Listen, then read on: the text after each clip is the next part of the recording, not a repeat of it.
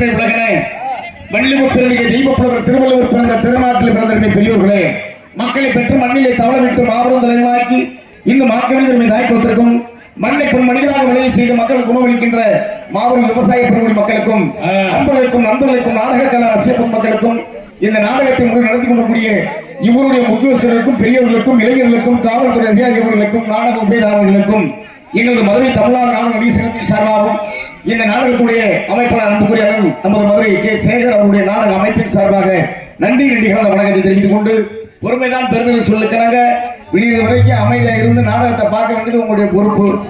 ஏன்னா காலையில தான் தண்ணி ஊத்தணும் கும்பத்துக்கு, அதனால இருந்து காலையில கும்பத்தை பார்த்துட்டு நல்லா அன்னதானம்லாம் சாப்பிட்டு நல்லா விநாயகர் பெருமாளை எல்லாரும் வணங்கிட்டு போங்க. போற இடம் புகழும் சென்ற இடம் சிறப்போடு வாழ வேண்டியது நம்முடைய பொறுப்பு. ஏன்னா நாடகம் ஆரம்பிச்சாச்சுனாக்கா வந்த வேலையை விட்டு சொந்த வேலையை பார்க்கக்கூடாது.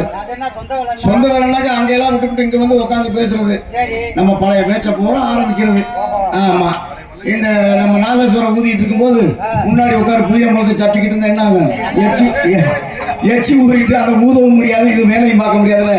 அந்த மாதிரி நாடகம் ஆரம்பிச்சாச்சு. யாரும் தயவு செய்து குத்த வச்சு உட்காந்துனே என்னடா வந்தே வராம எப்படி சொல்றானே அப்படின்னு நீங்க தப்பா நினைக்கப்படாது. இப்படிதான் மதுரை பக்கத்துல ஒரு நாடகம் நடந்துச்சு. அந்த நாடகத்துல பாருங்க 25 வயசுக்கு மதிக்கத்தக்கக்கூடிய இளவட்டம் வாலிப பையன் புது மாப்பிள்ள மேல முன்னாடி குத்து வச்சு உட்காந்தாப்புல. உட்காந்த பத்தி ஒன்றும் பிரச்சனை இல்லை. புது மாப்பிள்ள ஆண்டுகிட்டு அலைஞ்சு 10 வருஷம் ஒரு சின்ன தப்பு பண்ணிட்டாரு. உங்களுக்கு டவுசர் வந்துட்டான். ஆனா பாதி போல எவ்வளவு பெரிய சபையில டவுசர் எல்லாம் உட்காந்துருக்கானே. சரி உட்காந்து அந்த ஒருத்தர் உட்காந்து இந்த ஒருத்தர் உட்காந்து எனக்கு நான் உட்காந்து ஒரு புது மாப்பிள்ள பூசா பொண்டாட்டியை பார்க்க போய் சும்மா கிண்ணு இருக்க வேணாம் வாழைப்பூ மாதிரி மோத தொங்க போட்டு உட்காந்துருந்தேன். ஆனா பாவி போல இவ்வளவு பெரிய சபையில இப்படி உட்காந்துருக்கேன். சரி உட்காந்தவன் இப்படி உட்காந்துருக்கேன். சரி அதை பத்தி ஒண்ணும் இல்லை.